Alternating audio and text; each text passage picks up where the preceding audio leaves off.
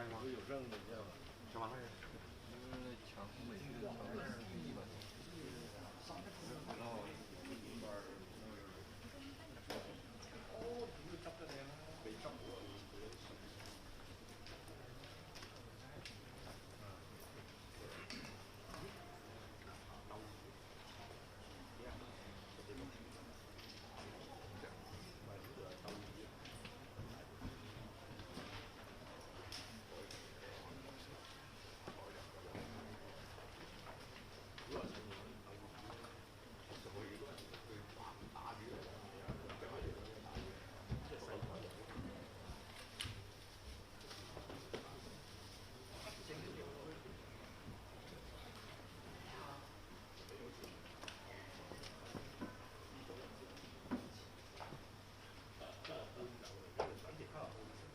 你怎么不买个快充板？我买那个，咔哒一扣进去。哪个呀？啊？什么样的？我一会儿给你看。有功能信号。无人机基本无人机是3米的呀，是吧？这你知道吧？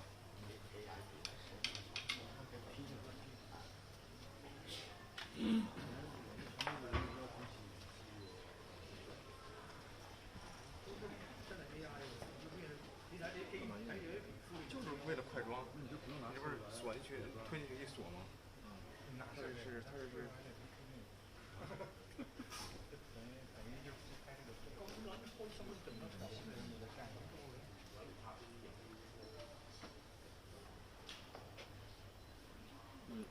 只要你往上一放，它就自动锁。对。咱下就扣一下。那确实区别不大，无非是1-2秒、2-3秒。对。我看日本媒体用，我也觉得挺好用。他说那个日本牌子我没记住，这国产的是吧？因为这个就是稍微拧一下，往上一放就可以。但是它稍微有个区别，它先扣这边，贴着这边啪一扣。哦。还挺快的，比你那肯定快。对。但是那个一般发布会的手机，那个好像那怎么说呢？我给你看，我给周坤发了一个。那个不是。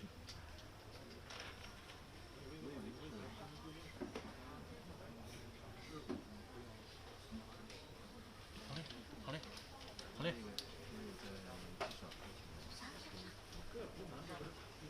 特别紧急或者临时完成计划的，好像也是差了1秒呗。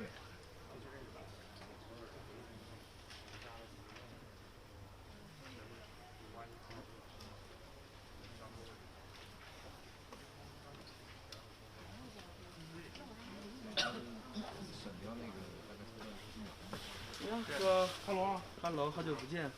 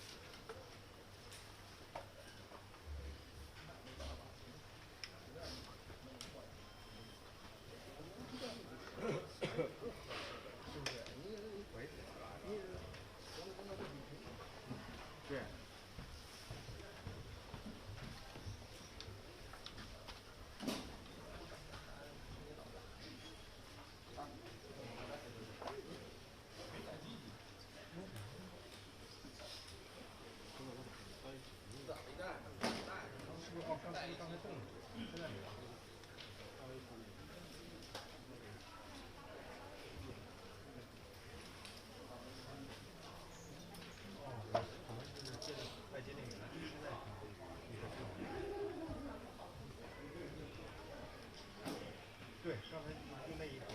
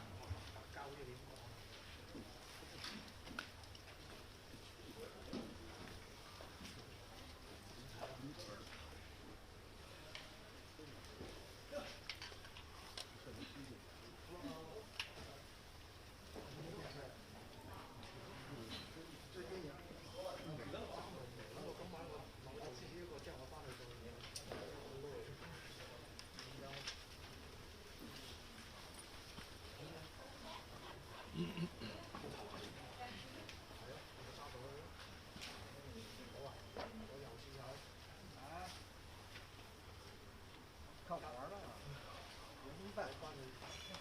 哎呦，我操，这话说的，放他妈屁！我明白。都烧了我呀！我什么时候啊？那我今天都去不了，我下礼拜出差，10天。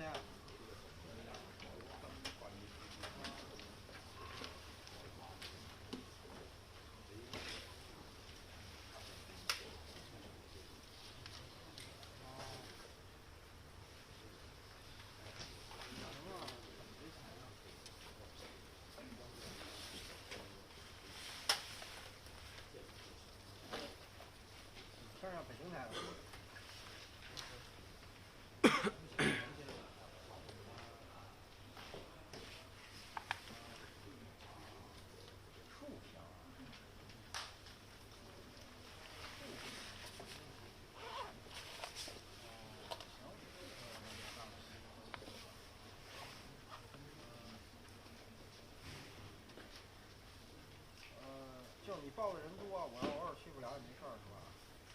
哦，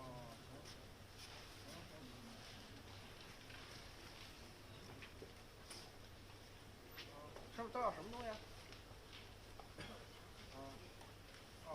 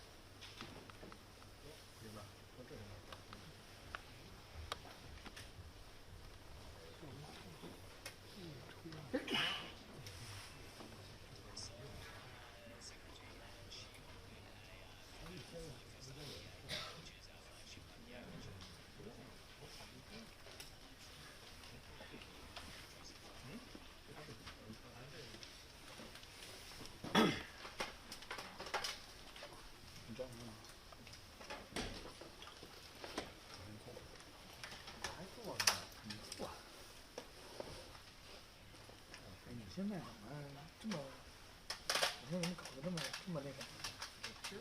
你看，还这样是二吧？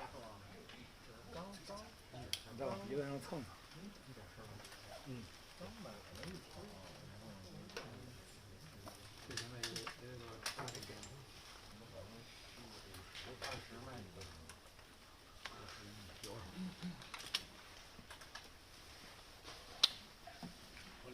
轻点。你4K 的话是2倍变焦，2.7K 是3倍，标准8.6是4倍。会有一点点，但是看不出来。所以用2.7K 就可以。没有没有，但这种你勾不上，你就是展会那种勾不上。你可以选。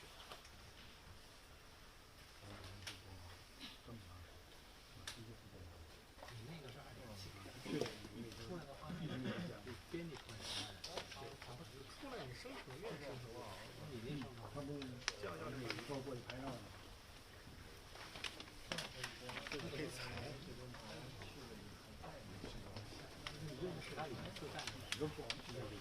听我自己。不是，我说是谁？但是那可能要不太好。B 站上有教程，显示10几分钟，你自己看一下，16分钟。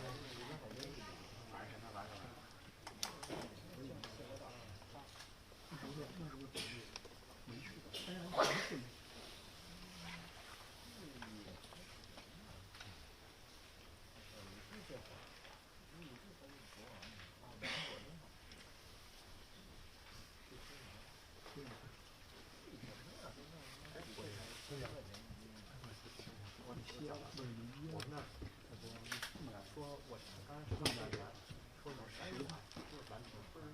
你在看那个都有酸的。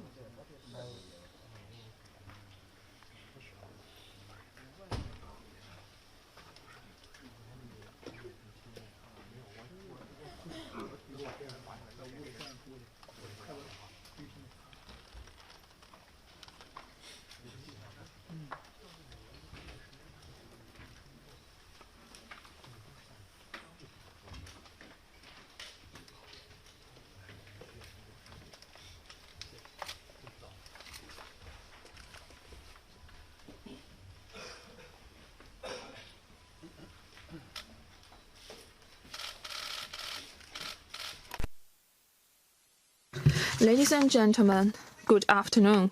Welcome to today's press conference. Today we will release the economic data of the first quarter. We are happy to invite Vice Minister of the GACC, Mr. Wang Lingjun, and spokesperson and Director General of the Statistics Analysis Department of GACC to brief us the import and exports of the first quarter of 2024 and answer your question. Now let's give the floor to Mr. Wang Lingjun. Ladies and gentlemen, friends from the press, good afternoon. I'm very pleased to meet you again. I want to extend my welcome to you all. First of all, I will brief you on China's import and export in the first quarter. And after that, my colleague Lu Daliang and I will take your questions. In the first quarter of 2024, under the strong leadership of the CPC Central Committee with Comrade Xi Jinping at the core, China acts on the general principle of pursuing progress while ensuring stability, fully and faithfully applies the new development philosophy on all fronts, speeds up building the new development paradigm, and promotes the solid progress of high-quality development with an overall upturn in economic performance, stable and improved foreign trade, and import and export volume reaching a new high. The details are as follows. First, imports and exports volume in the first quarter of 2024 surpassed 10 trillion yuan for the first time compared with the same period of the previous years, with its growth rate hitting a six-quarter high. According to customs statistics, China's foreign trade volume in goods in the first quarter of 2024 reached 10.17 trillion yuan, up by 5% year-on-year. Exports grew by 4.9% to 5.74 trillion yuan, and imports increased by 5% to 4.43 trillion yuan, which are 4.1 and 2.3 percentage points higher than the fourth quarter of 2023, respectively. Second, import and exports with Belt and Road partner countries and other BRICS countries grew faster than the overall foreign trade. In the first quarter of 2024, China's trade with BRI partner countries totaled 4.82 trillion yuan, up by 5.5%, accounting for 47.4% of China's total foreign trade, 0.2 percentage points higher year-on-year. China's trade with ASEAN scored 1.6 trillion yuan, up by 6.4% year-on-year. China's trade with other 9 BRICS countries totaled 1.49 trillion yuan, up by 11.3%, accounting for 14.7% of China's total foreign trade. China's trade with the EU, the US, the ROK, and Japan reached 1.27 trillion yuan, 1.07 trillion yuan, 535.48 billion yuan, and 518.2 billion yuan, in total accounting for 33.4% of the total foreign trade. Third, imports and exports of private enterprises saw double-digit growth. In the first quarter of 2024, imports and exports of China's private enterprises rose by 10.7% to 5.53 trillion yuan, accounting for 54.3% of the country's total. Foreign invested enterprises and state-owned enterprises marked 2.97 trillion yuan and 1.64 trillion yuan in imports and exports, accounting for 29.3% and 16.1% of the total foreign trade, respectively. Fourth, exports of electromechanical products and labor-intensive products have shown good momentum of growth. In the first quarter of 2024, exports of electromechanical products increased by 6.8% to 3.39 trillion yuan, taking up 59.2% of China's total exports. Exports of computers and their parts, automobiles, ships rose by 8.6%, 21.7%, and 113.1% respectively. Exports of labor-intensive products grew by 9.1% to 975.72 billion yuan. Exports of textile and garments, plastic articles, and furniture and its parts grew by 5.4%, 14%, and 23.5% respectively. 5. imports of commodities and essential consumer products kept expanding steadily. In the first quarter of 2024, imports of commodities including energy products, mellifluous oils, and grain food were up by 6.2%. China imported 286 million tons of energy products, including crude oil, natural gas, and coal, up by 8%. 374 million tons of metalliferous oils, including iron coals and aluminum ores, up by 5%. 38.416 million tons of grain food, up by 5.1%. Over the same period, imports of electromechanical products increased by 9.6%, imports of electronic components grew by 13%, and imports of textiles and garment and fresh and dried fruits and nuts grew by 12.6% and 18%. Overall, in the first quarter, China's foreign trade got off to a good start, laying a solid foundation for completing the goal of improved quality and stable quantity for the whole year. The international landscape is undergoing profound changes and global economy faces multiple severe challenges. All these will bring bigger challenges to China's foreign trade. But in the meantime, we have to see that China's economic fundamentals continue to improve, and the comprehensive competitive advantages of foreign trade continue to consolidate. The foundation for growing imports and exports is solid. The customs have the responsibility of safeguarding China's border and promoting development. We will follow the guidance of the Xi Jinping thought on socialism with Chinese characteristics for a new era, fully implemented the instructions of the Central Economic Work Conference and the Government Work Report, and stay committed to the overall principle of pursuing progress while ensuring stability. We'll take the opportunity of building smart customs and carrying out the campaign of building a leading country with smart customs, optimize business environment of ports, facilitate cross-border trade, and promote the improved quality and stable quantity of foreign trade, make our due contribution to completing this year's economic and social development goals, and celebrate the 75th anniversary of the PRC with good achievements. Now, the floor is open for questions. Please identify your media affiliation before raising questions.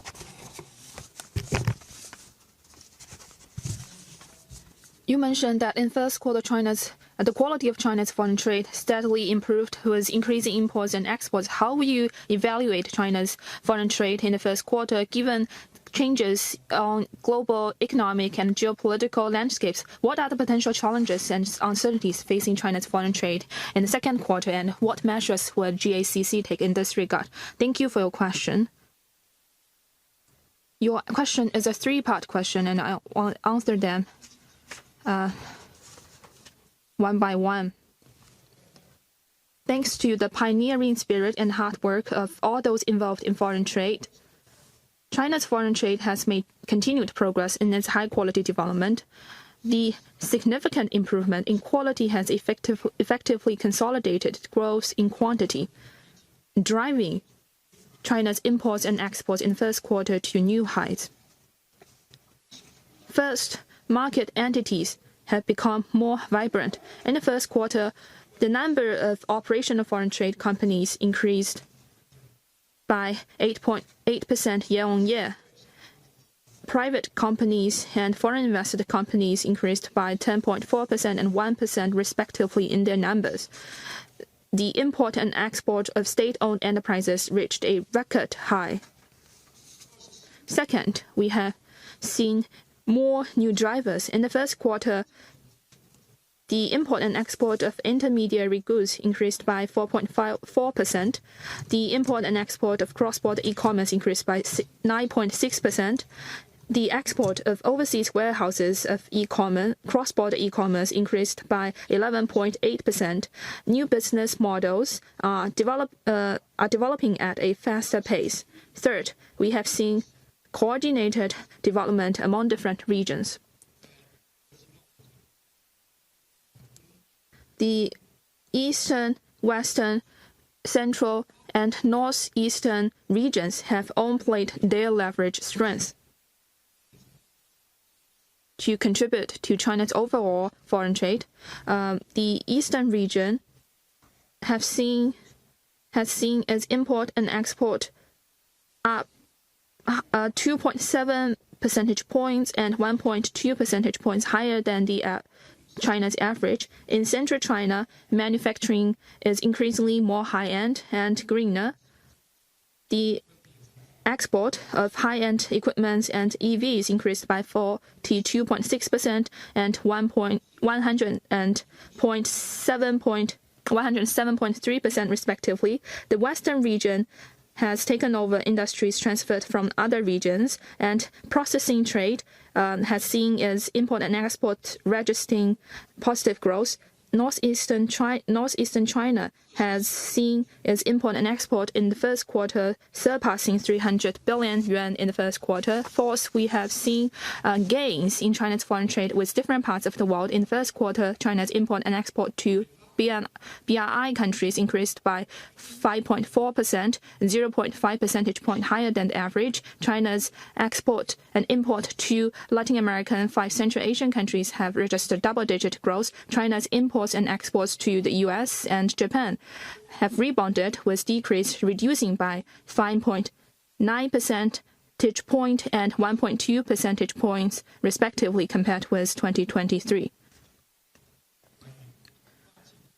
On the forecast for the second quarter, we believe that geopolitical tensions and trade protectionism will still be there, creating some troubles and difficulties for China's foreign trade. But we need to see that China's foreign trade has also witnessed some favoring elements. The global trade is stabilizing and improving. The day before yesterday, the WTO forecast that global trade will rebound by 2.6%. The latest report of UNCTAD also believe that the overall outlook for trade in goods is positive. The Trade Prosperity Survey of GACC also shows that in March, companies with increased import and export orders are up significantly from February. Therefore, it's expected that in the second quarter, our import and export will maintain good momentum. And in the first half of this year, that will maintain in the positive territory. In accordance with the deployments of CPC Central Committee and State Council, we will continue to promote high-quality foreign trade development, roll out new measures to improve the efficacy of supervision and services. In March, we had a meeting to launch a special campaign to facilitate cross-border trade. We had put forward 33 measures to benefit enterprises and the people. Going forward, the GACC will continue to follow the implementation of relevant policies. We will understand the needs and requirements of enterprises and local governments to continue to improve trade facilitation, optimize business environment at border ports, and help enterprises to reduce their administrative fees and foster new drivers for foreign trade. We will launch more policies in due course to serve the high quality and stable development of foreign trade. Thank you.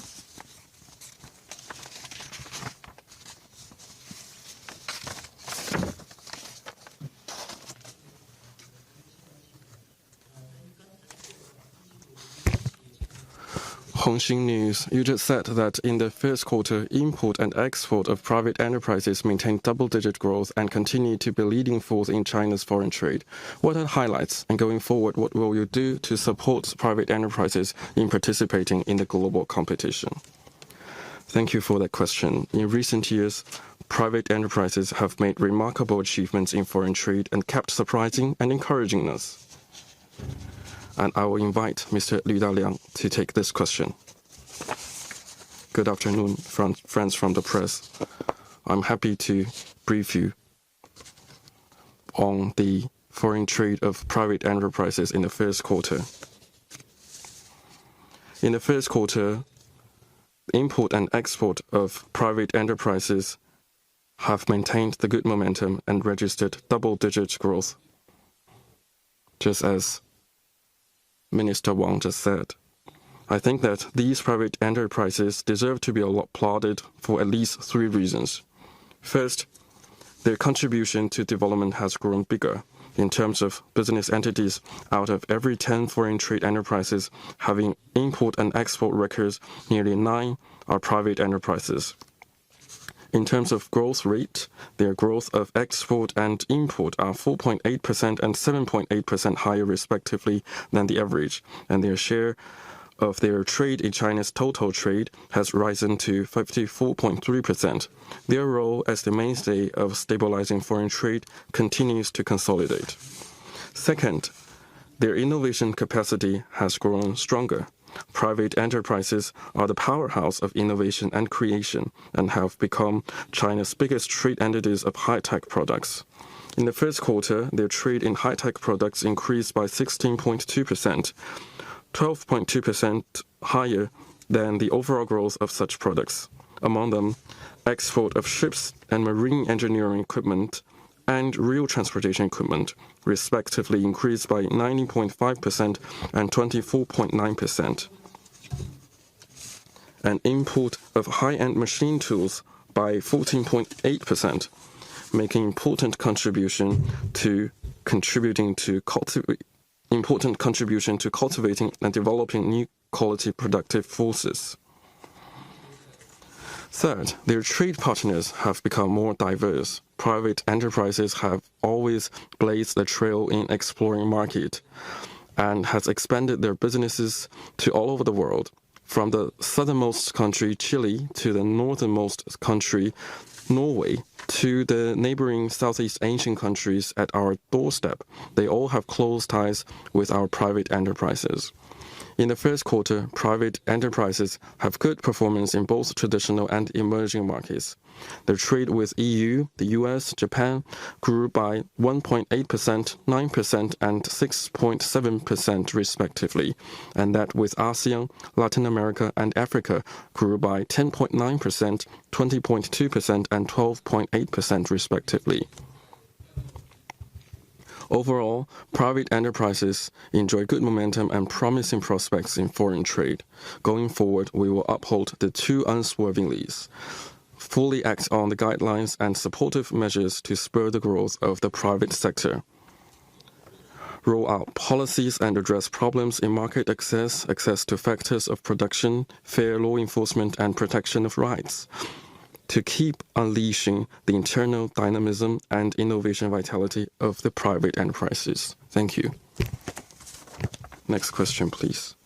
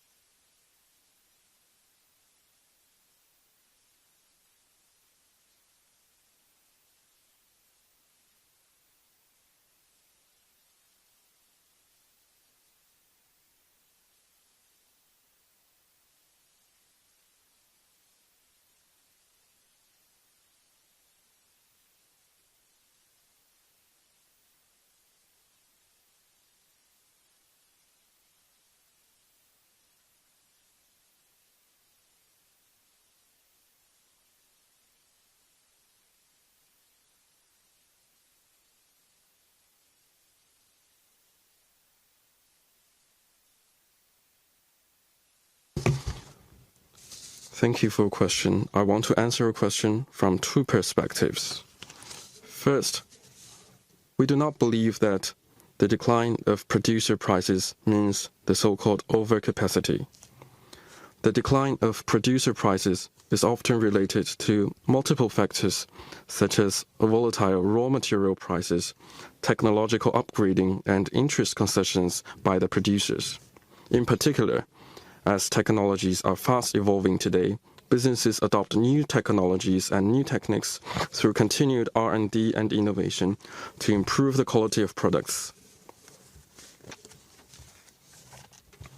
In the meantime, they also effectively cut the cost of production and keep expanding the space for interest concessions to lower streams. Second, the reason why Chinese products are widely welcomed by the world is their innovation and quality. For example, because of their strong R&D and production capacity, Chinese electronic appliances, which have their ideas and understand their users, have brought better experience to consumers and met their needs for higher life quality. Another example is that Chinese engineering machineries that are reliable, durable, and with excellent performance and good after-sales services have become bestsellers around the world. At the construction sites of major overseas projects, you will find Chinese engineering machineries there.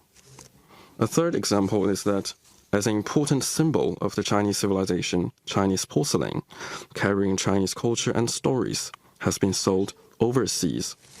These are the results of the hard work of our businesses, as well as the choices made by most of our users and consumers. Thank you.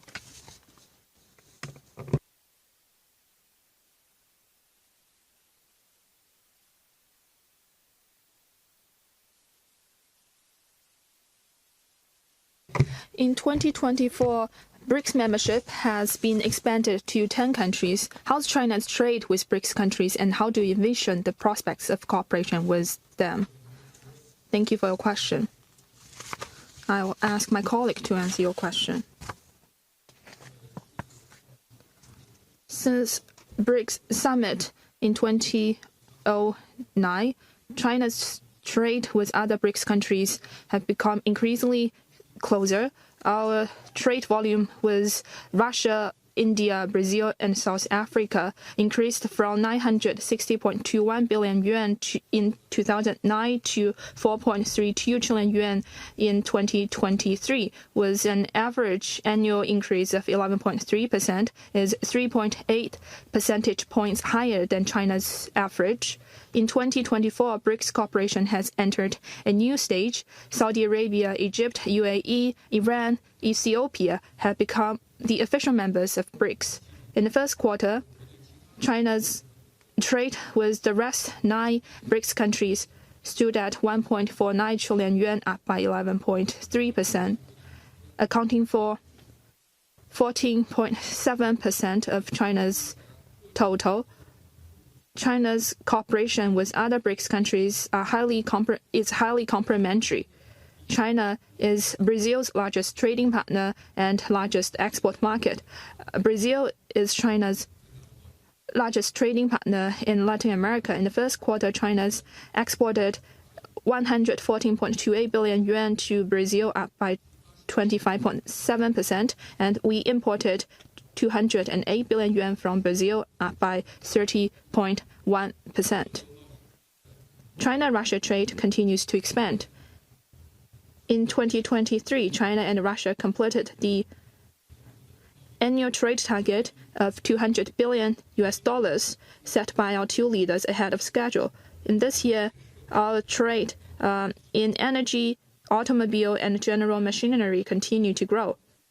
China and India have seen our trade increase by 5 consecutive quarters.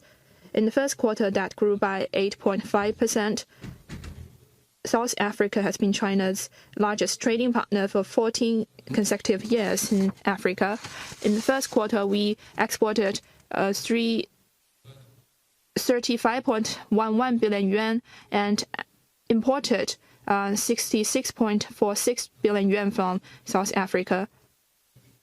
China's energy trade with Saudi Arabia, UAE, maintained good momentum in the first quarter. These two countries are among the top 10 markets of import of energy for China. China has maintained practical cooperation in infrastructure with Egypt and Ethiopia. In the first quarter, China's export of engineering contracting with the above-mentioned two countries registered rapid growth. Chinese products are highly popular with Iranian people. In the first quarter, the export of China's market procurement trade with Iran increased by 15.2%.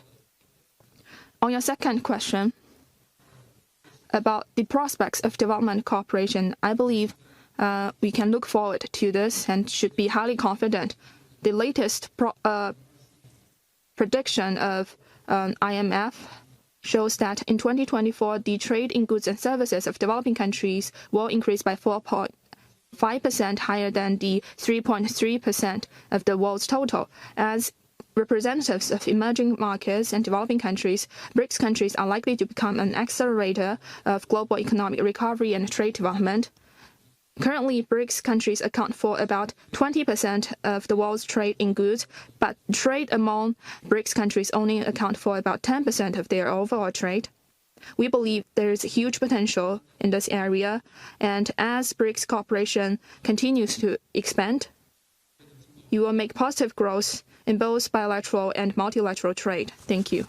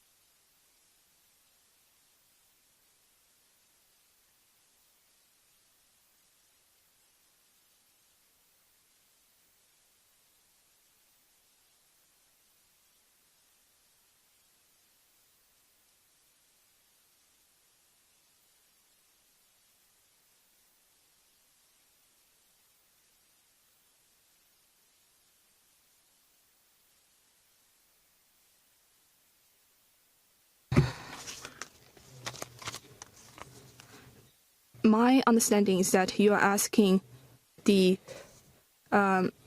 way we compile this trade surplus and the balance of international payment by foreign currency agency. I believe we have different data compiling methods. The GACC, we will compile cross-border trade. As long as there is a cross-border flow, then they will be included in our data compilation. We do not consider whether there is a transfer of the good ownership of the goods, but the Foreign Trade Currency Administration, they compile data in accordance with the transfer of ownership of goods. They do not consider whether they are transferred among different borders. I can give you two examples. First is how multinational companies have commissioned enterprises in China to produce goods, and then they will be sold in China. For this kinds of goods, these goods are not transferred cross-borderly, so we do not improve them in our data. But there will be a change in international payment. This is particularly prominent in electronic products.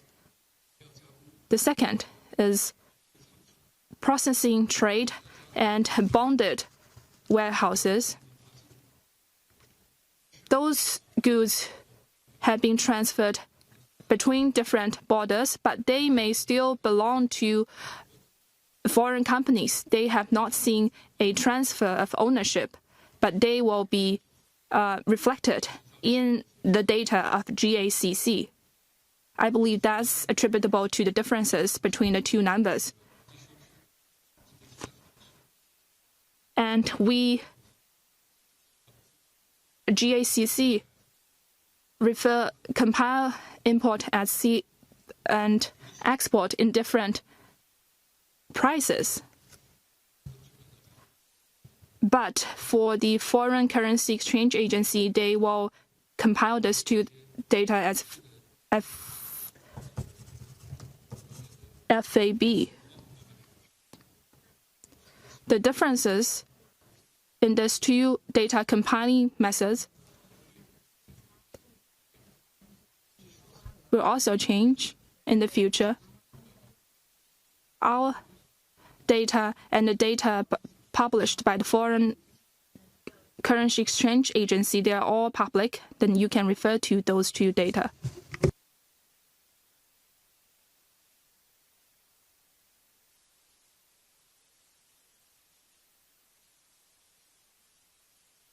We noticed in the first quarter the import of energy and metalliferous ores is increasing steadily. Does this reflect increasing domestic demand? And in this year's government work report, it was mentioned that we need to boost the imports of high-quality high-quality products. Can you brief us on the imports and export, and also how to evaluate China's import trajectory in this year? Thank you for your question. China is committed to expanding imports, and we have maintained good momentum in imports. First, China has a huge import market. For 15 consecutive years, China has been the world's second largest import market. We have imported about 200 trillion RMB yuan accumulatively. According to preliminary statistics, last year China accounted for 10.6% of the world's import. In the first quarter of this year, China's import reached a new height. The gigantic Chinese market will provide huge opportunities for the world. Second, China has strong production and consumption demands. As Chinese economy continues to rebound, industrial production increases and consumer consumption increases.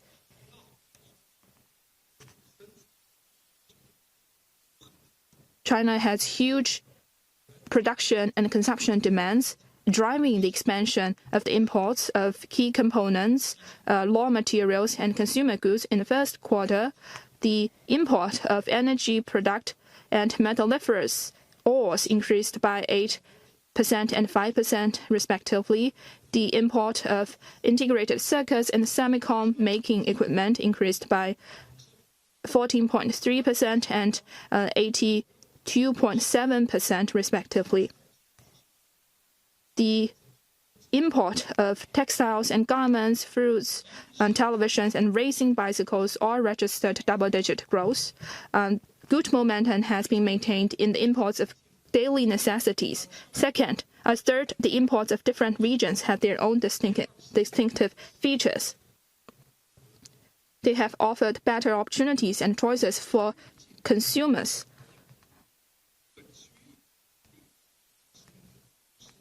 Different regions, by leveraging their own distinctive strengths, they have been integrated into the new development paradigm, driving the import of China.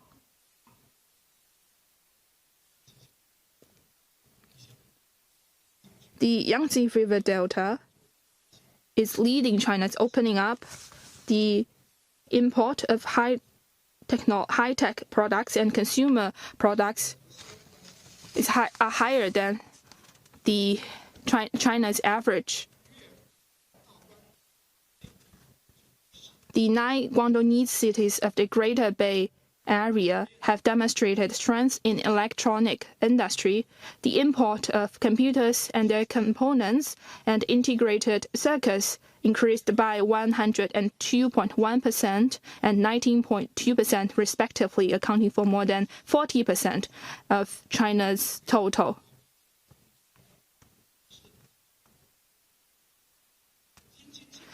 The Beijing-Tianjin-Hebei region has played an important role in securing the supply of commodities. They have imported more than 50% of China's crude oil, natural gas, and cereal. In the central and western region, they have taken over industries transferred from other regions.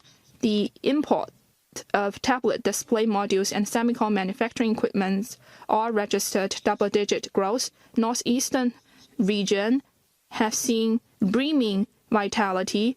The import of automobile components and general machinery increased by 4.5% and 11.5% respectively, higher than China's average. China has a gigantic market and will continue to support the increase of import that benefit more countries around the world. Going forward, the GACC will act in accordance with this year's government work report on boosting the import of high-quality products. We will take various measures to support the import of key components, key materials, energy products, and resources. You take better measures to serve China's high-quality development and high-standard opening up. Thank you.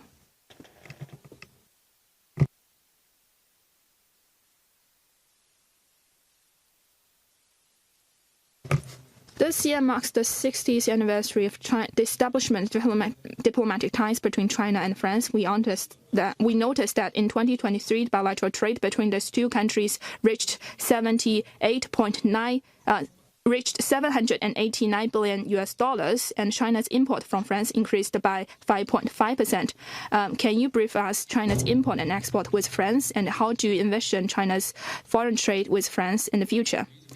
Thank you for your question. In March 2019, President Xi Jinping paid a state visit to France, opening up a new chapter of China-France relationship.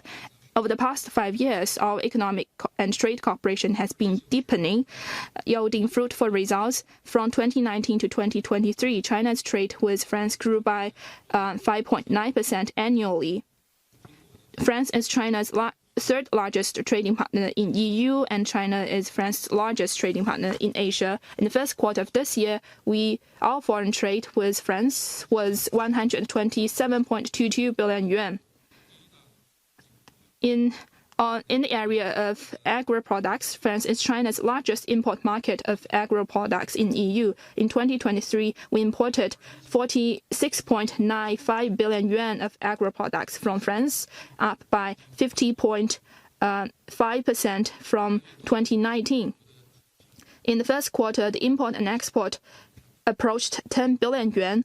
More dairy product, pork, red wine, and other agro-products are now in Chinese markets. In the area of consumer products, over the past 5 years, we have seen the import of consumer products increase by 12.3% year-on-year, and the import of cosmetics, hands and bags, accessories, garments, and watches all registered double-digit growth.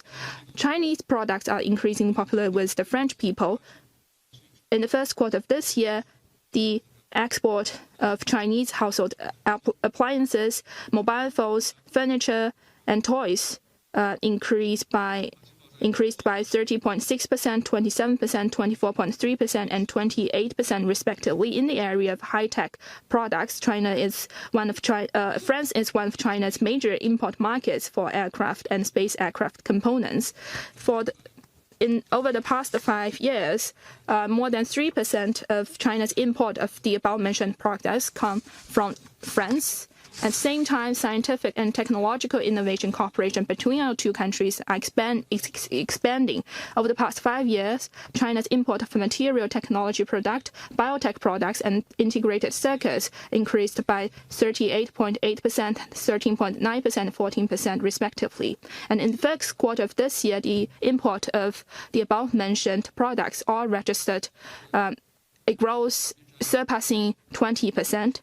And on your second question, as the comprehensive strategic partnership between our two countries deepens, we will surely drive our economic and trade cooperation to new heights. Thank you.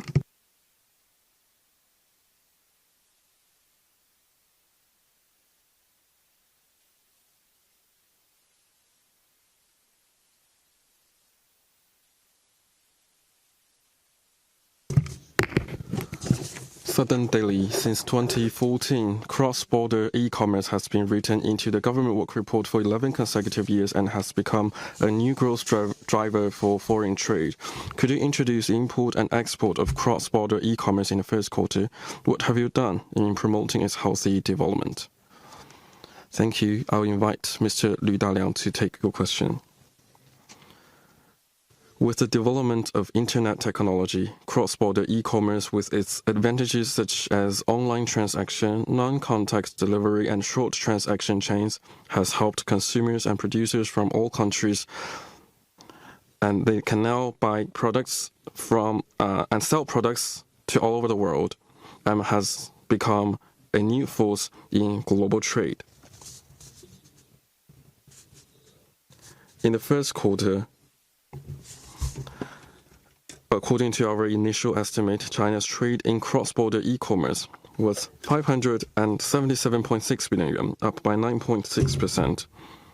Specifically, export reached 448 billion yuan and import was 129.6 billion yuan.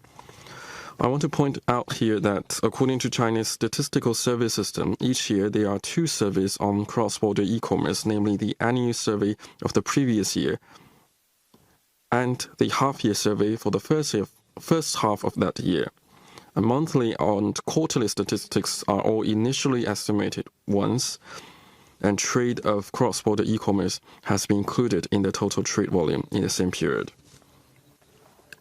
In recent years, in light of the features and trends of cross-border e-commerce, we have kept deepening its comprehensive reform and improving supervision and services.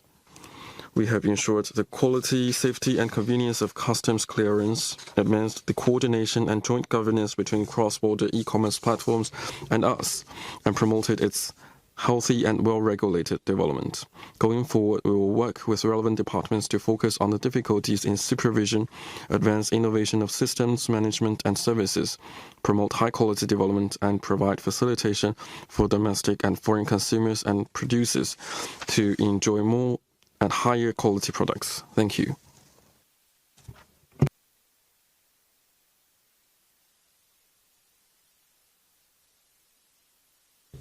The paper 2024 marks the beginning of the second decade of Belt and Road Cooperation. Could you introduce the trade performance between China and its Belt and Road partner countries in the first quarter? And in promoting Belt and Road Cooperation, what new steps will you take? Thank you. Since the Belt and Road Initiative was put forward, trade relations between China and partner countries have gone through a prosperous decade and are now embracing a second golden decade. In the first quarter, trade between China and partner countries have maintained the sound momentum of growth. I have elaborated on this specific data in my opening remarks. On import, the China market continues to provide development opportunities for all countries. In the first quarter, China's import from partner countries reached 2.14 trillion yuan, up by 3.6%. Crude oil from Middle East, natural gas from Central Asia, and metalliferous ores from South America and other advantage commodity goods from partner countries are exported to China. In the meantime, We continue to increase access of high-quality agricultural food and products. In the first quarter, China imported 149.87 billion yuan of agricultural products from partner countries. Imports of sesame from Pakistan, black tea from Sri Lanka, and cranberry from Peru have all achieved double-digit growth. High-quality agricultural products from more and more countries have entered Chinese households through the Belt and Road, a prosperous road of common development.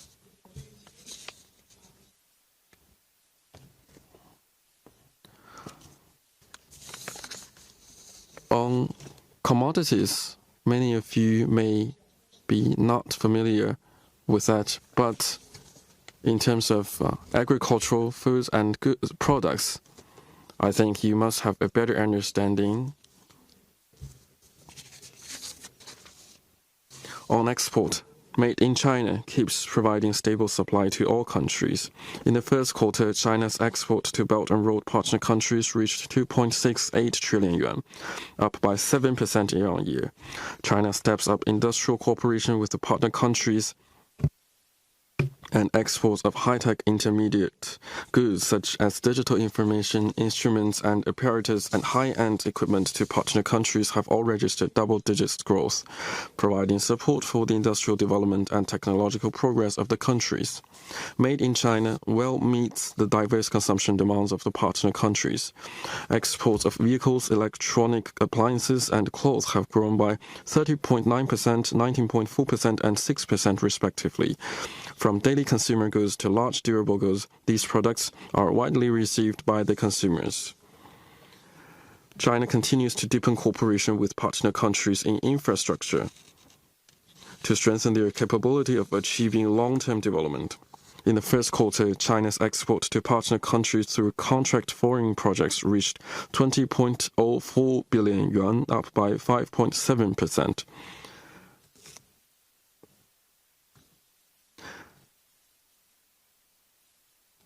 The export of photovoltaic products exceeds 30 billion yuan, and the number of electric generators powered by solar, wind, and other renewable energy exceeds 120,000, providing support for the energy transition and green and low-carbon development. In the first quarter, only within 3 months, we have signed 11 cooperation documents with Belt and Road partner countries, including 9 documents on the access of agricultural food and products and 2 mechanism cooperation documents. Going forward, we will act on the 8 major steps announced by President Xi Jinping at the 3rd Belt and Road Forum for International Cooperation.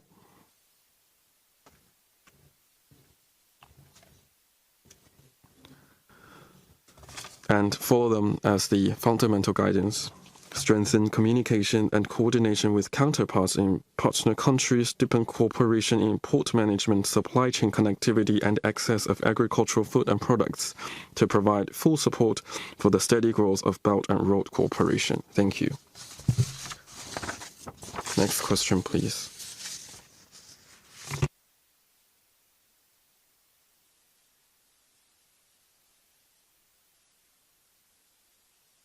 "21st Century Daily. Could you introduce China's trade with other RCEP members in the first quarter? And what are your expectations for its future? What have you done in advancing the implementation of the RCEP?"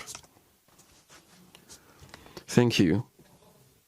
The RCEP officially came into effect on January the 1st, 2022. It has been nearly 2 years and 4 months since it came into effect. It is fair to say that the trade cooperation between RCEP members has grown stronger and becoming a vivid example of sharing development opportunities among regional countries. And now I invite Mr. Lu Daliang to give you some further introduction. According to customs statistics, in the first quarter, China's trade with other 14 RCEP members reached 3.08 trillion yuan in total, up by 2.7% and accounting for 30.3% of China's total trade in goods. There are 2 major highlights. First, cooperation within the region has grown closer. In the first quarter, China's export to other RCEP members reached 1.6 trillion yuan, up by 2%. Among them, export of intermediate goods grew by 2.1%, accounting for 31.7% of China's total export of intermediate goods. Exports of electronic components and labor-intensive intermediate goods both maintained rapid double-digit growth. In the same period, China's import from other RCEP members reached 1.48 trillion yuan, up by 3.4%. Among them, imports of commodity goods, mainly metalliferous ores and energy products, increased by 2.8%, accounting for 42.3% of China's total import of commodity goods. This has fully shown the close ties and cooperation among the RCEP members. Second, import and export enterprises have gained tangible benefits. In the first quarter, import applicable to the RCEP preferential policies reached 24.69 billion yuan with a tax reduction of 670 million yuan, up by 35.3% and 38.7% respectively, and benefiting 4,320 enterprises.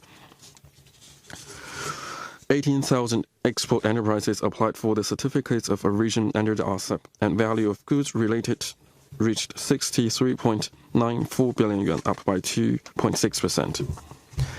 929 approved exporters independently issued declarations of origin, and the value of related goods reached 2.41 billion yuan, up by 12.6%. This shows that such cooperation has brought tangible benefits to the companies. During the past 2 years, since RCEP officially came into effect, we have faithfully acted on the instructions of the CPC Central Committee and the State Council on the sound implementation of the RCEP, served to build a high-standard free trade zone network for the world, implemented customs procedures and trade facilitation rules, strengthened cooperation on animal and plant quarantine and food safety, improve RCEP public services, and ensure the policy dividends such as RCEP tariff reduction are fully delivered. Going forward, we will continue to work toward the high-quality implementation of the RCEP, step up international exchanges and cooperation with the customs of other RCEP members, promote the building of China Customs Preferential Origin Service Platform, carry out training in related areas of RCEP, support local governments, industries, and companies in synergizing with the opportunities of RCEP and fully benefiting from the policy dividends. Thank you. In the interest of time, we will take 2 last questions.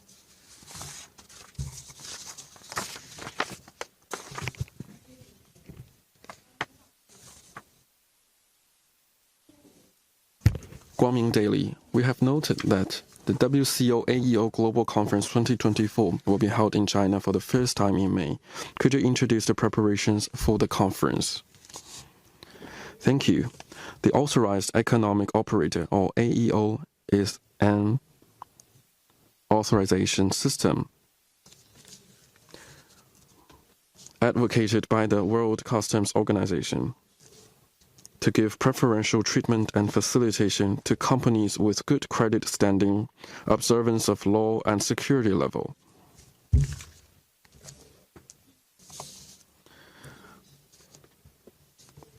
In countries, for companies with AEO certification can have multiple conveniences such as fewer examinations, service priority, and special contexts. AEO is like a green pass in global trade. With AEO, companies can outpace others in customs clearances and outcompete others in the cost of trade. In recent years, we have fully acted on the important instructions of General Secretary Xi Jinping to advance the process of AEO international mutual recognition and cultivate more AEO company certifications. So far, China has signed AEO mutual recognition agreements with Singapore, EU, and other 26 economies, covering 52 countries and regions. In terms of the numbers of mutual recognition agreements and of countries and regions, China both ranks first in the world. The number of AEO companies in China has reached 5,860. in the first quarter, trade of AEO companies reached more than 3 trillion yuan. And those companies played a positive role in growing China's export-oriented economy. On May the 8th, the 6th WCO AEO Global Conference will be held in Shenzhen.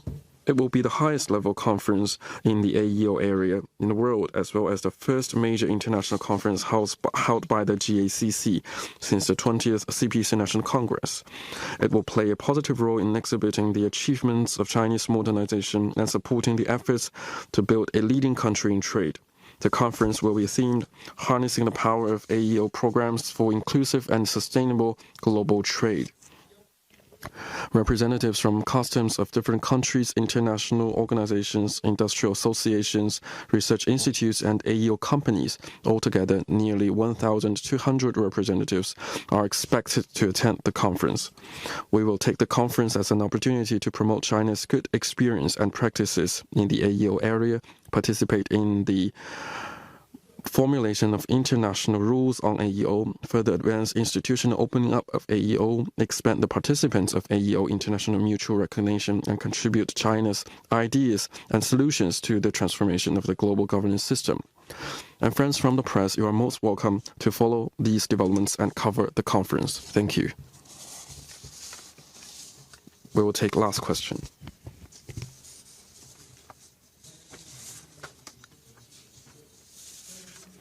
On March 1st, the Guangdong-Macau In-Depth Cooperation Zone in Hengqin officially started its independent customers cooperation operation. What results have been achieved by GACC in this process, and how will you further support the building of this cooperation zone? Thank you. Thank you for your question. This year marks the 25th anniversary of Macau's return to the motherland. Because you come from Shenzhen, so you must care a lot about the development of this zone.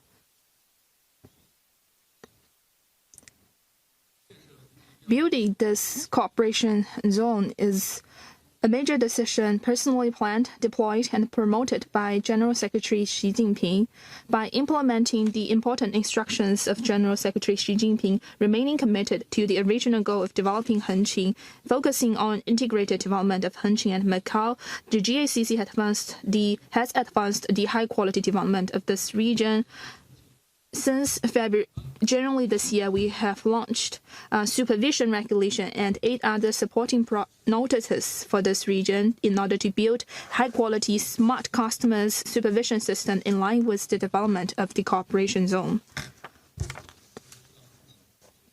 Hengqin has 2 lines, the first line and second line. Concerning the first line, the GACC actively aligned rules and mechanisms at the zone with that of Macau to streamline relevant supervision procedures. For example, to facilitate the flow of vehicles, we now conduct a one-stop inspection for vehicles traveling between Guangdong and Macau, reducing customer clearance time by 50%. To facilitate the travel of passengers, we have launched a one-stop health quarantine, and we have set up a fast track at the port of entry and a convenient security check at the port of exit. To facilitate the flow of goods, we have initiated a series of measures to conduct cross-border verification for a place of origin and have mutual recognition of standards to better align inspection and quarantine rules between Macau and Hengqin. According to our data, in the first month of the independent customers operation, 1.759 million entries and exits were made at the first line, and 170,000 vehicles were entered and exit the first line, and 140,000 entries and exits were made through the fast track. Regarding the second line, we coordinated development and security, deepened cooperation between customers and local government, and we have put in place a 5-in-1 supervision model, launched targeted and intensive supervision to reduce influence on the flow of goods to the maximum extent and facilitate the flow of production factors. In the first months of the independent customers operation, 1.46 million vehicles entered and exited the zone, and 4.47 million people entered and exited the zone.